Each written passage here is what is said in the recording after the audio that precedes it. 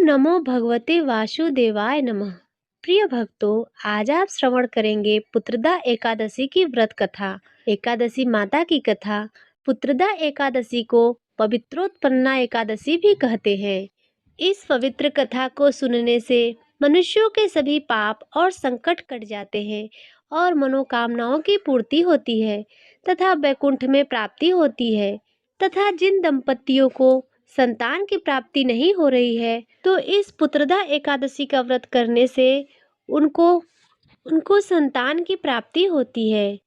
तो प्रिय भक्तों, आइए भगवान श्री लक्ष्मी नारायण जी के चरणों का ध्यान करते हुए इस पवित्र कथा का श्रवण करते हैं। एकादशियों की कथाओं का आनंद लेते हुए महाराज युधिष्ठिर ने भगवान श्री कृष्ण से कहा, हे प्रभु, मेरे आनंद की सीमा नहीं है। मेरी जिज्ञासा बढ़ती जा रही है।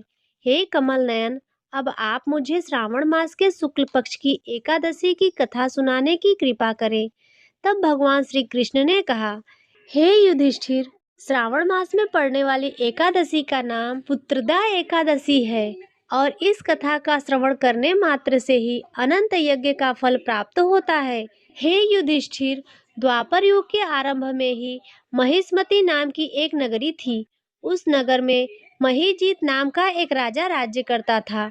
वह पुत्रहीन था, इसलिए वह सदा दुखी रहता था।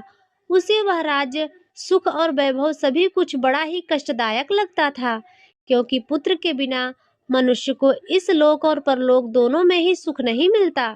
राजा ने पुत्र प्राप्ति के लिए बहुत उपाय किए, किंतु उसका हर उपाय निष्फल रहा। जैसे जैसे राजा महीजीत वृद्धावस्था की ओर बढ़ता जा रहा था, वैसे वैसे उसकी चिंता भी बढ़ती जा रही थी। एक दिन राजा ने अपनी सभा को संबोधित करते हुए कहा, ना तो मैंने अपने जीवन में कोई पाप किया है और ना ही अन्याय पूर्वक प्रजा से धन एकत्रित किया है, ना ही कभी प्रजा को कष्ट दिया है और ना ही कभी देवता और ब्राह्मणों का निरादर किया है।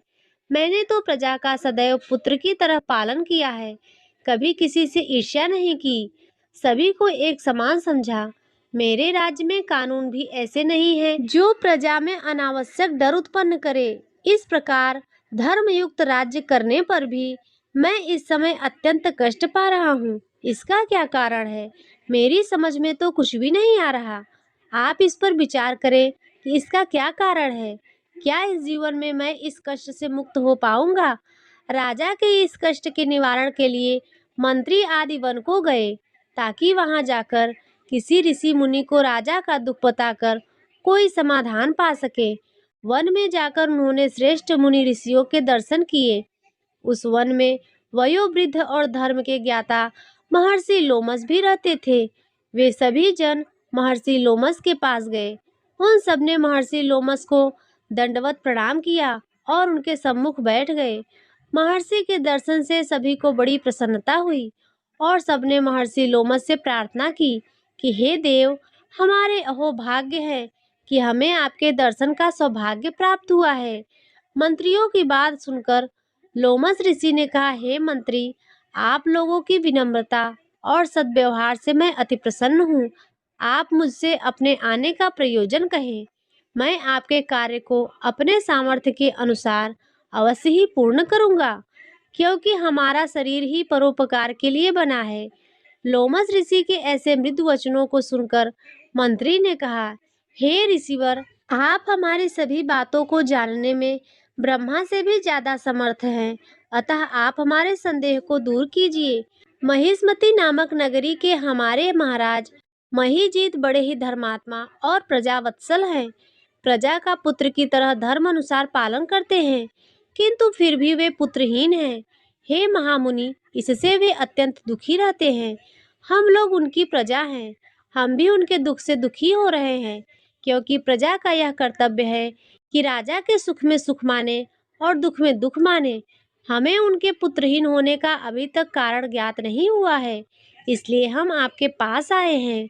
अब आपके दर्शन करके हमको पूर्ण विश्वास है कि हमारा दुख अवश्य ही दूर हो जाएगा, क्योंकि महान पुरुषों के दर्शन करने मात्र से ही प्रत्येक कार्य की सिद्धि हो जाती है। अतः आप हमें बताने की कृपा करें कि किस विधान से हमारे महाराज पुत्रवान हो सकते हैं। हे ऋषिवर, यह आपका हम पर और हमारे राज्य की प्रजा पर बड़ा ही उपकार होगा। ऐसी करुण प्रार्थना और वंदना सुनकर लोमस ऋषि नेत्र बंद करके राजा के पूर्व जन्मों पर विचार करने लगे। कुछ पलों के बाद उन्होंने विचार करके कहा, हे भद्रजनों, यह राजा पिछले जन्म में अत्यंत उदंड था और बुरे कर्म किया करता था। उस जन्म में यह एक गांव से दूसरे गांव में घूमा करता था। एक बार ज्येष्ठ मास के शुक्ल पक्ष की एकादशी के दिन की बात है। यह 2 दिन से भूखा था। दोपहर के समय एक जलाशय पर जल पीने गया। उस स्थान पर उस समय ब्याई हुई एक गाय जल पी रही थी, तो राजा ने उसको प्यासे ही भगा दिया और स्वयं जल पीने लगा। हे श्रेष्ठ पुरुषों, इसलिए राजा को यह कष्ट भोगने पड़ रहे हैं। एकादशी के दिन भूखा रहने का फल यह हुआ कि इस जन्म में यह राजा है और प्यासी गाय को जलाशय भगाने के कारण यह पुत्रहीन है। यह जानकर सभी सभासद प्रार्थना करने लगे, हे ऋषि, श्रेष्ठ शास्त्रों में ऐसा लिखा गया है कि पुण्य से पाप नष्ट हो जाते हैं। अतः कृपा करके आप हमें कोई ऐसा उपाय बताइए जिससे हमारे राजा के पूर्व जन्म के सभी पाप नष्ट हो जाएं और उन्हें पुत्र रत्न की प्राप्ति हो। सभासदों की प्रार्थना को सुनकर लोमस ऋषि ने कहा, हे श्रेष्ठ पुरुषों, यदि तुम सभी श्रावण मास के शुक्ल पक्ष की पुत्रदा एकादशी का व्रत और रात्रि को जागरण करोगे और उस व्रत का फल राजा के निमित्त कर दोगे, तो तुम्हारे राजा के यहाँ पुत्र अवश्य उत्पन्न होगा।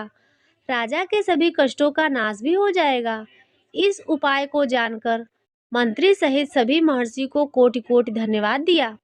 उनका आशीर्वाद लेकर अपने राज्य को वापस लौट आए। इसके बाद उन्होंने लोमस ऋषि की आज्ञा के अनुसार पुत्रदा एकादशी का विधि विधान पूर्वक उपवास किया और द्वादशी को उसका फल राजा को दे दिया। इस पुण्य के प्रभाव से रानी ने गर्भधारण किया और 9 माह के पश्चात एक अत्यंत तेजस्वी पुत्र को जन्म दिया। हे पांडु पुत्र, इसलिए इस एकादशी का नाम पुत्रदा एकादशी पड़ा। पुत्र की इच्छा रखने वाले मनुष्य को विधि विधान से श्रावण मास के शुक्ल पक्ष की एकादशी का व्रत करना चाहिए। इस व्रत के प्रभाव से इस लोक में सुख और परलोक में स्वर्ग की प्राप्ति होती है। हे अर्जुन, पाप कर्म करते समय मनुष्य यह नहीं सोचता कि वह क्या कर रहा है, परंतु शास्त्रों में विदित होता है कि मनुष्य का छोटे से छोटा पाप भी उसे भयंकर दुख भोगने को विवश कर देता है। इसलिए मनुष्यों को पाप कर्म करने से सदा डरना चाहिए, क्योंकि पाप नामक यह दैत्य जन्म जन्मांतर तक उसका पीछा नहीं छोड़ता। प्राणियों को चाहिए कि सत्यव्रत का पालन करते हुए भगवान के प्रति पूरी श्रद्धा और भक्ति रखे और यह बात हमेशा ध्यान में रखे कि किसी के दिल को दुखाने से बड़ा पाप इस संसार में कोई दूसरा नहीं है। और यदि गलती से इस तरह कोई पाप भी हो जाए तो एकादशी का व्रत रखकर भगवान श्री हरि की विधि विधान से पूजा करके अपने पापों का प्रायश्चित करना चाहिए। जीवन में फिर कभी इन गलतियों को ना दोहराने के लिए प्रायश्चित की भावना से यदि एकादशी का व्रत रखा जाए तो भगवान श्री हरि सभी पापों को क्षमा कर देते हैं। यह थी पुत्रदा एकादशी की व्रत कथा। तो प्रेम से बोलिए श्री लक्ष्मी नारायण की जय, भगवान श्री कृष्ण की जय, बाल गोपाल की जय। प्रिय भक्तों, अब सुनिए एकादशी माता की कथा। एक बार एक राज्य में एक राजा रहा करता था। राजा बहुत ही बुद्धिमान और बलशाली था। राजा सदा ही अपनी प्रजा का बहुत अच्छे से ध्यान रखता था। प्रजा भी राजा को बहुत पसंद करती थी। राजा की 2 बेटियां थीं। राजा अपनी दोनों बेटियों से बहुत प्रेम करता था। राजा की छोटी बेटी देखने में बहुत सुंदर और आकर्षित थी। राजा की बड़ी बेटी छोटी बेटी के मुकाबले थोड़ी कम सुंदर थी। राजा की छोटी बेटी माता एकादशी की पूजा किया करती थी और सभी लोग राजा की छोटी बेटी से बहुत प्रेम किया करते थे और बहुत प्रशंसा भी करते थे। राजा अपनी छोटी बेटी से बड़ी बेटी के मुकाबले अधिक प्रेम करता था, जिसके कारण राजा की बड़ी बेटी को छोटी बहन से बहुत नफरत होने लगी थी। राजा की दोनों बेटियां जब बड़ी हो गई तब एक पड़ोस के राज्य में रहने वाले राजकुमार राजा की बड़ी बेटी के लिए रिश्ता लेकर आए। लेकिन जैसे ही राजकुमार की नजरें राजा की छोटी बेटी पर पड़ी तो राजकुमार राजा की छोटी बेटी पर आकर्षित हो गया और छोटी बेटी से पहली नजर में प्रेम करने लगा। उस राजकुमार ने राजा की बड़ी बेटी के साथ विवाह करने से मना कर दिया। उसने राजा से कहा कि मैं आपकी छोटी बेटी से विवाह करना चाहता हूँ। यह सब देखकर राजा की बड़ी बेटी अपनी छोटी बहन से बहुत क्रोधित हो गई और राजा की बड़ी बेटी ने अपनी छोटी बहन को अपना सबसे बड़ा दुश्मन मान लिया। राजा की बड़ी बेटी ने अपनी छोटी बहन से बदला लेने का निर्णय किया। राजा की बड़ी बेटी ने अपने छोटी बहन को जान से मारने का उपाय सोचा। उसने सबसे पहले अपनी छोटी बहन को मारने के लिए एक लड्डू में जहर मिलाकर दिया। उसको खाने के लिए कहा, लेकिन लड्डू खाने के बाद भी छोटी बहन को कुछ भी नहीं हुआ। बड़ी बहन यह देखकर बहुत ही आश्चर्यचकित हो गई, लेकिन बड़ी बहन ने हार नहीं मानी। जब उसकी छोटी बहन रात में कमरे में सो रही थी, तब उसने एक मटके में सांप रखकर उसके कमरे में छोड़ दिया, लेकिन सांप भी छोटी बहन का कुछ भी नहीं कर पाया। जिसके बाद बड़ी बहन ने अपनी छोटी बहन से कहा, चलो हम लोग कुएं से पानी भर के लाते हैं। जिसके लिए वह अपनी छोटी बहन को पानी भरने के बहाने कुएं के पास ले गई। उसने अपनी छोटी बहन को कुएं में धक्का दे दिया, लेकिन छोटी बहन को तब भी कुछ नहीं हुआ, क्योंकि हर बार ग्यारस माता उसकी रक्षा कर रही थी। और उधर बड़ी बहन अपने सारे प्रयास के बाद भी असफल हो रही थी, जिससे वह बहुत क्रोधित हो गई। और फिर उसने अपनी छोटी बहन के पास जाकर उससे प्रश्न किया, मेरी छोटी बहन, क्या तुमको पता है, भगवान ने सबको मृत्यु एक निश्चित समय पर लिखी हुई है। कैसे तुम्हारी या मेरी मृत्यु होगी, क्या यह तुम जानती हो? तब छोटी बहन ने अपनी बड़ी बहन को बताया कि हाँ दीदी, मैं तो जानती हूँ कि मेरी मृत्यु कैसे होगी। छोटी बहन से यह सब बातें सुनकर बड़ी बहन मन ही मन बहुत प्रसन्न होने लगी। उसने अपनी छोटी बहन से कहा कि तुम मुझे अपने मृत्यु का राज बताओ। तब छोटी बहन ने अपनी बड़ी बहन से कहा, मेरी मृत्यु तो एक तोते में है। जो तोते के गले में एक हार है, उससे मेरी मृत्यु होगी। जब तक कोई भी व्यक्ति तोते को मारकर उस हार को अपने गले में पहनेगा, तो मैं मूर्छित हो जाऊंगी, और जैसे ही उस हार को अपने गले से उतारेगा, तो वापस से मैं जीवित हो जाऊंगी।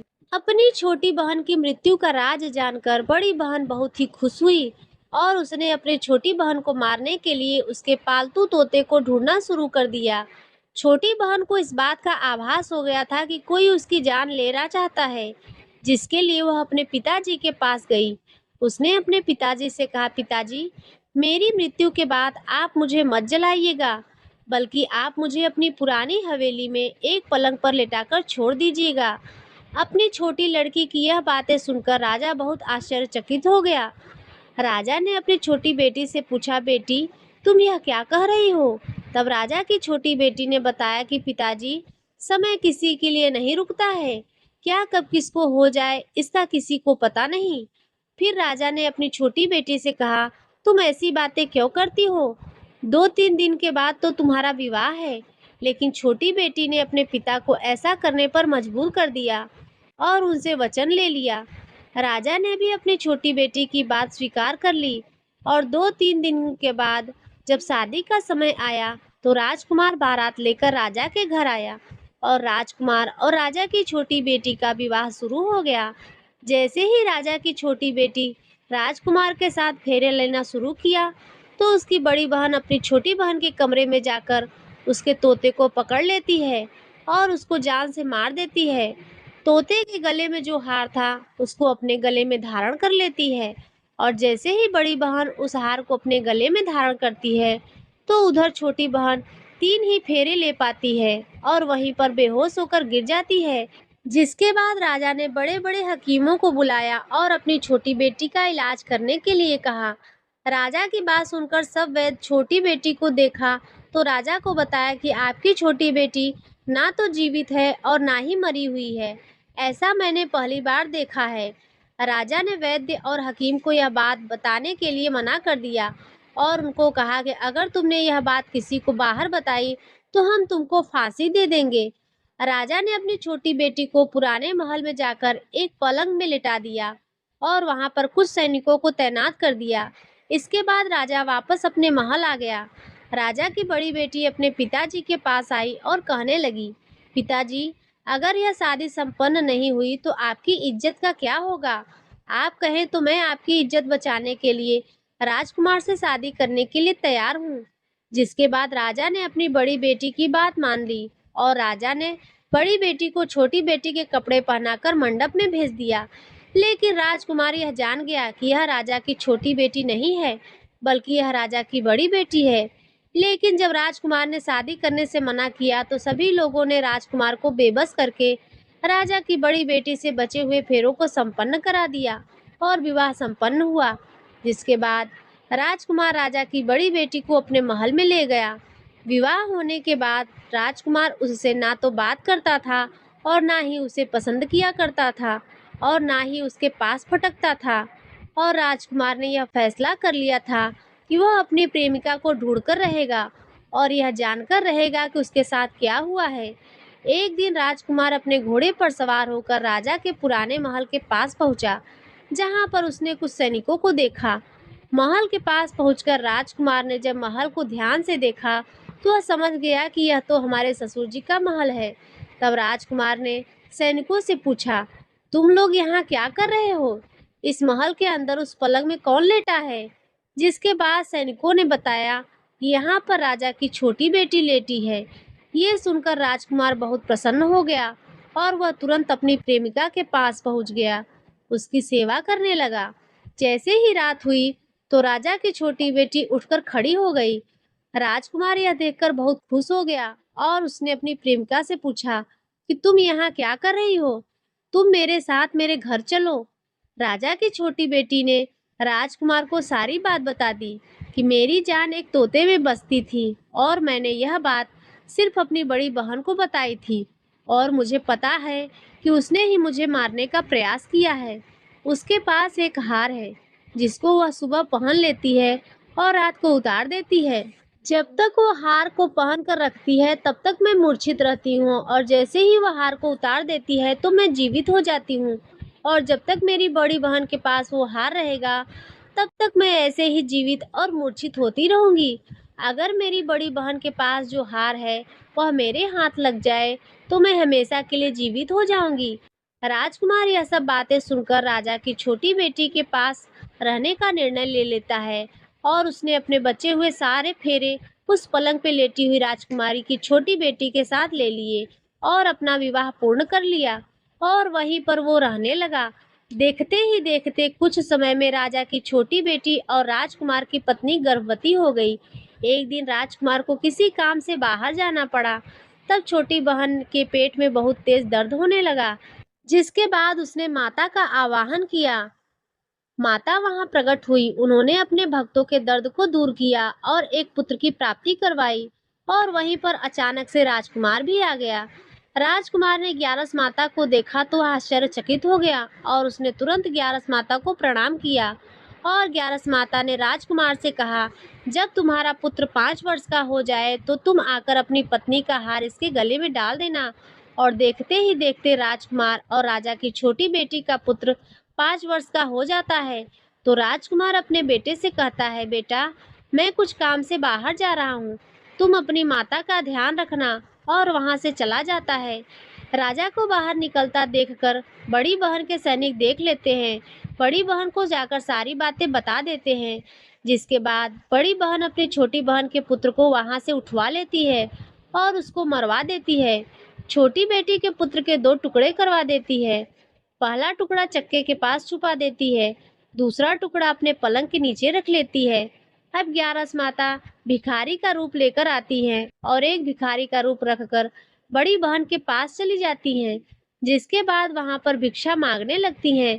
तो बड़ी बहन अपने नौकरों से कहती है, जाकर भिक्षा दे दो। लेकिन जैसे ही नौकर ग्यारस माता को भिक्षा देने के लिए आते हैं तो माता उन्हें मना कर देती है और कहती है कि मैं तुम्हारी महारानी से ही भिक्षा लूंगी। जिसके बाद बड़ी बहन स्वयं ही भिक्षा देने के लिए माता के पास आती है।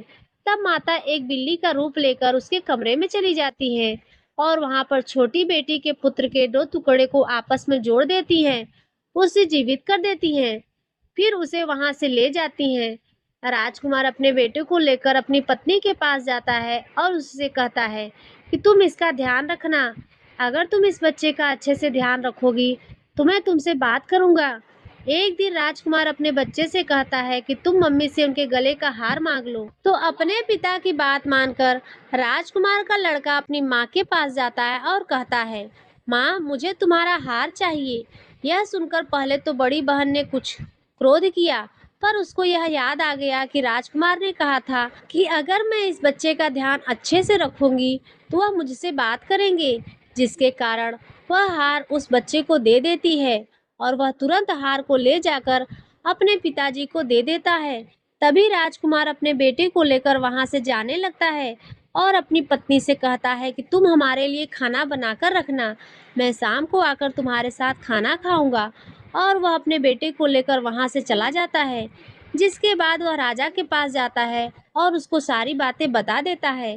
राजा अपनी बड़ी बेटी की यह करतूत सुनकर बहुत क्रोधित होते हैं और अपनी परवरिश पर ही दोष देने लगते हैं। राजकुमार को अपनी छोटी बेटी के साथ रहने के लिए आदेश दे देते हैं। इस प्रकार ग्यारस माता की कृपा से राजकुमार और राजा की छोटी बेटी सुखपूर्वक रहने लगे। प्रेम से बोलिए एकादशी माता की जय, बोलिए लक्ष्मी माता की जय, भगवान विष्णु की जय, माता पार्वती और शंकर की जय। प्रिय भक्तों, यह एकादशी की कथा यहीं पर संपन्न होती है। आज की कथा यदि आपको अच्छी लगी हो तो वीडियो को लाइक कर दीजिए, चैनल पर पहली बार आए हो तो सब्सक्राइब कर लीजिए और कमेंट में जय श्री हरि विष्णु अवश्य लिखिए।